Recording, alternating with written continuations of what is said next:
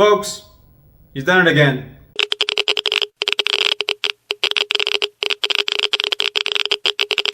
Oppenheimer was directed by Christopher Nolan as well as written by him and stars Cillian Murphy, Emily Blunt, Robert Downey Jr., Matt Damon, Florence Pugh, a very star-studded cast. And as you probably guessed, this is about the story of the father of the atomic bomb and essentially all of the stuff that came together in order to pull off such a deadly weapon. But the film is also focused a lot on what led to the decision behind even wanting to detonate it or lack thereof, and some of the after effects of the Trinity test and what eventually resulted in two mass attacks which took place at Hiroshima and Nagasaki. At one point of time in the movie, there's a conversation regarding how deadly an atomic bomb can be. And essentially speaking, the conversation comes down to one simple thing, which is when it goes off, there's going to be potentially atmospheric ignition. If that happens, it could last for a long time and could eventually end up wiping out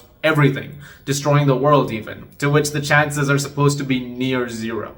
Honestly speaking, there's a reason why nuclear war is such a horrifying thing to think about, because if, yes, you set off a few, you will probably end up causing annihilation. There's a reason why that deterrent is so scary to think about and that's so terrifying to use. It's a film that's come out at an opportune moment that way, because we're currently constantly facing this fear of what could happen if humanity continues down certain paths, makes certain decisions. There's a fear of war that comes up so often, and so it makes sense that a movie that deals with the deadliest weapon ever conceived has that angle to it rather than looking upon it in awe-inspiring glory. And there is nothing awe-inspiring when it comes to Oppenheimer's story.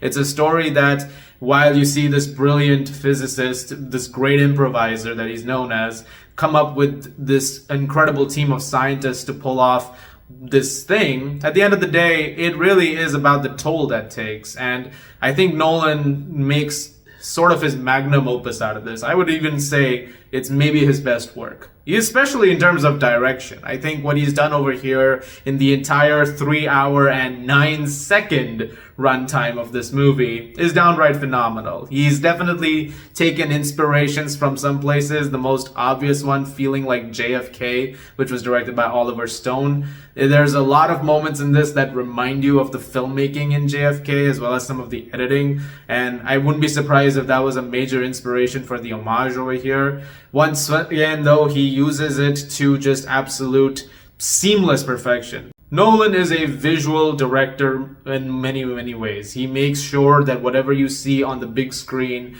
is something that looks genuinely remarkable. And with this cinematographer, Hoyt Wynotema, who he's worked with since Interstellar, he once again creates something that is absolutely dazzling to look at and needs to be seen on the biggest screen that you can find, which, just to go over it, there's different ways that you can go after the biggest screen that you can find. There's a great video on it, which is by Hollywood On Ramp. They've done a really great breakdown of the different aspect ratios that movie will be presented in. And so whatever theater you end up going to, you might get a chance to see it in that specific way. I just ended up seeing it in 70mm and it looked glorious. This is a stunning film, and certain sequences are masterfully crafted. Everyone's probably going to know what the bomb sequence is like. They want to know what that's about. It's about as spectacular as you can think, but it's also scary. And that's exactly what hones in on the entire conversation regarding what Nolan is trying to do over here. More than anything else, it comes down to that.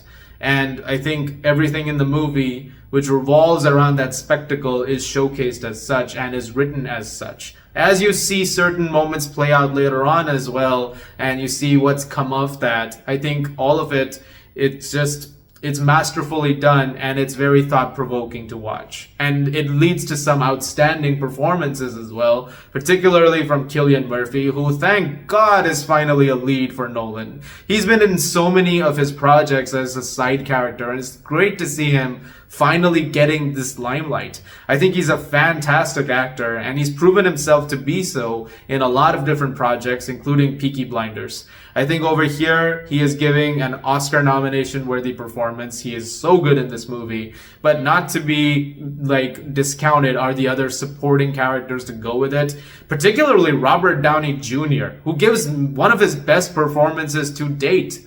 I loved him in this movie. Fantastic work from him. But really, everybody here shows up. Emily Blunt's phenomenal in it as well. There's a couple of scenes with her that really nail that in. Florence Pugh is great. Matt Damon's awesome. Benny Safdie's really great in this movie. There's such a massive cast over here that you'll find yourself sort of running out of words to say over and over again about how everybody's so good in this movie. And really, everybody has to be commended for what they brought to this thing. The score, once again, Nolan also does something which is very important for some directors, and I wish more would give as much attention to it as he does, and that is the score. He always likes to look at how a movie sounds, especially when it comes to the music. And when it comes to his soundtracks, I've often listened to them many times over. I own a lot of them as well. And in this case, he once again collaborated with Ludwig Göransson, who worked with him on Tenet. And I thought Tenet's score was downright outstanding. In fact, I own Tenet's score, and I can't wait to own Oppenheimer's score because he's topped himself here. This is a very orchestral score. There's something so sweeping about it, but also just as haunting when it needs to be. There are some moments that musically are just terrifying. And once again, it's just magnificent execution on that behalf. I mean, I cannot wait to own this thing. It's going to sound incredible. Speaking of sound, Nolan's movies also get a little flack these days because sometimes it goes a little too loud. And I do acknowledge that Tenet did have that kind of thing. There were a few moments where you really were having to struggle with the dialogue, especially in a couple of sequences involving boats.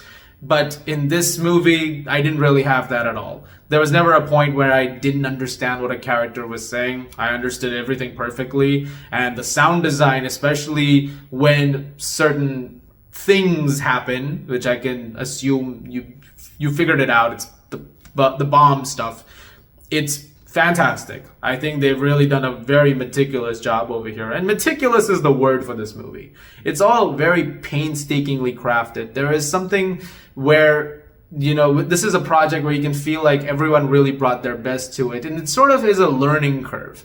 Like, you can see the best of everything Nolan has done in his movies before and integrated in here to such a degree where you can't help but look at it and feel like this is his learning. It's brought him to this moment. If tomorrow Christopher Nolan was supposed to say, hey, I'm not making another movie, this is it, which is not going to happen. But if he did, then this is a hell of a high note to go on. This is it. This is a great final movie. But that's not going to happen. But it is exciting to think about that because now I'm thinking, what's next?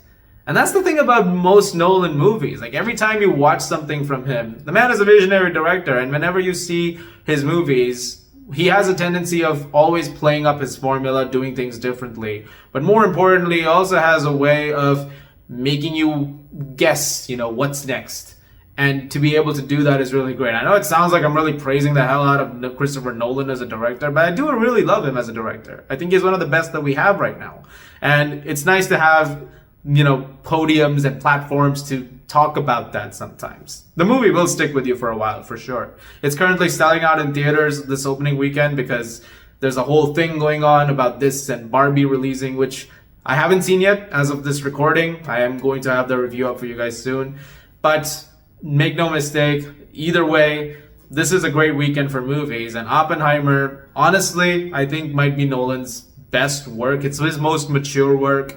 It's expertly crafted stuff. And I cannot wait to see it again. See it again on the biggest screen that you can find. Whatever's the best screen closest to you, that's the biggest one or the loudest one.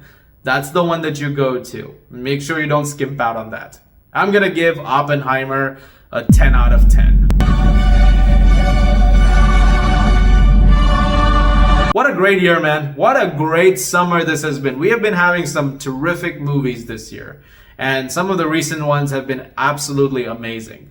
I'm so happy as a film fan right now. There's just so much to be excited about, to look forward to.